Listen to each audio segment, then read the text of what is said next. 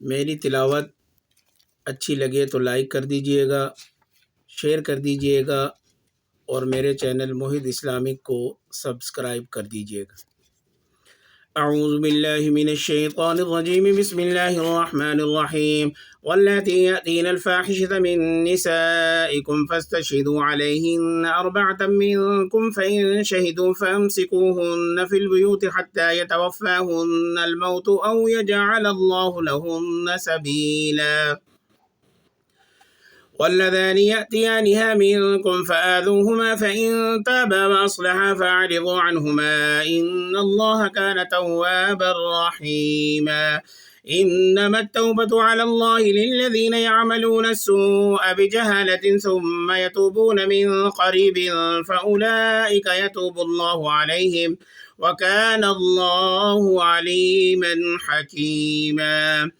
وليست التوبة للذين يعملون السيئات حتى إذا حضر أحدهم الموت قال إني تبت الآن ولا الذين يموتون وهم كفار أولئك أعتدنا لهم عذابا أليما. يا أيها الذين آمنوا لا يحل لكم أن ترثوا النساء كرها ولا تعضلوهن لتذهبوا ببعض ما آتيتموهن إلا أن يأتين بفاحشة مبينة وعاشروهن بالمعروف فإن كرهتموهن فعسى أن تكرهوا شيئا ويجعل الله فيه خيرا كثيرا.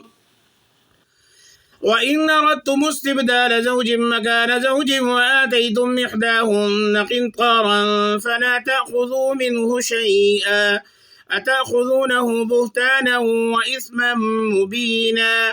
وكيف تأخذونه وقد أفضى بعضكم إلى بعض وأخذن منكم ميثاقا غليظا. ولا تنكحوا ما نكح آباؤكم من النساء إلا ما قد سلف إنه كان فاحشة ومقتا وساء سبيلا. حرمت عليكم أمهاتكم وبناتكم وأخواتكم وعماتكم وخالاتكم وبنات الأخ وبنات الأخت وأمهاتكم اللاتي أرضعنكم وأخواتكم من الرضاعة وأمهات نسائكم وربائبكم اللاتي في حجوركم من نسائكم اللاتي دخلتم بهن فإن لم تكونوا دخلتم بهن فلا جناح عليكم وحلائل أبنائكم الذين من أصلابكم وأن تجمعوا بين الأختين إلا ما قد سلف إن الله كان غفورا رحيما.